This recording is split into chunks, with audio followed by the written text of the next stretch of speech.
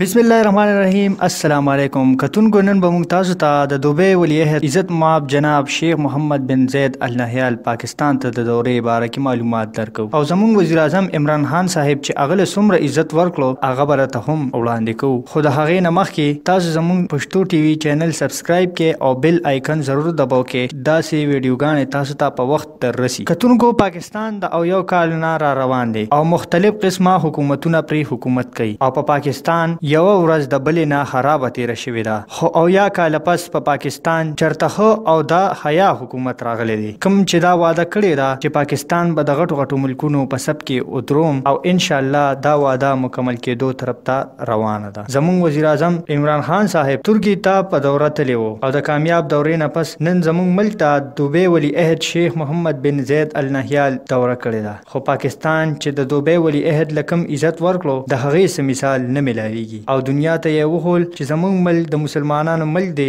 او دی کې به د مسلمانانو ډیر عزت کیږي. د دې نه مخکې د امریکې وزیر داخله پمپو هم پاکستان ته دوره کړې وه خو زموږ وزیر اعظم صاحب ورسره صرف په دفتر کې 15 منټه ملاقات کړی و او نن چې د دوبۍ کوم ولیعهد شیخ محمد بن زید النهیان راته پاکستان ته نو اول هو وزیر اعظم صاحب ورله پخپله ایرپورټ ته لاړو. هغوی سره خپله میلو شو.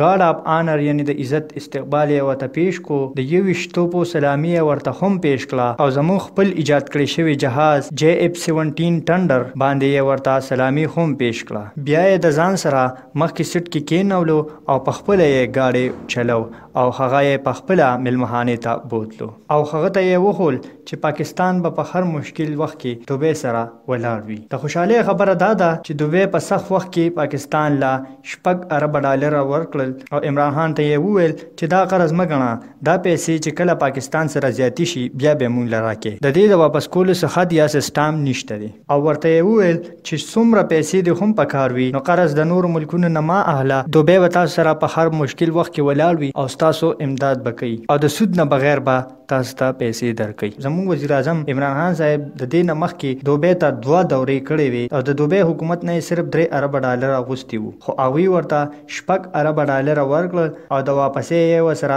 سنیټا کې نه ښوده او دغه شان ورسره زموږ وزیر اعظم هم وکړه. نن چې هغوی پاکستان ته دوره وکړه نو داسې عزت یې وله ورکړو، داسې عزت چاته هم د بل ملک میلمه ته نه دی میلوي شوی او دا عزت د دوبۍ د حکومت لپاره ډیره د فخر خبره ده. د نورو داسې قسمه ویډیوګانو لپاره زموږ پښتو ټي وي چینل سبسکرایب کړئ او بیل آیکن ضرور دباو کړئ چې تاسو ته زموږ نورې خوندورې او داسې قسمه ویډیوګانې په وخت در رسي.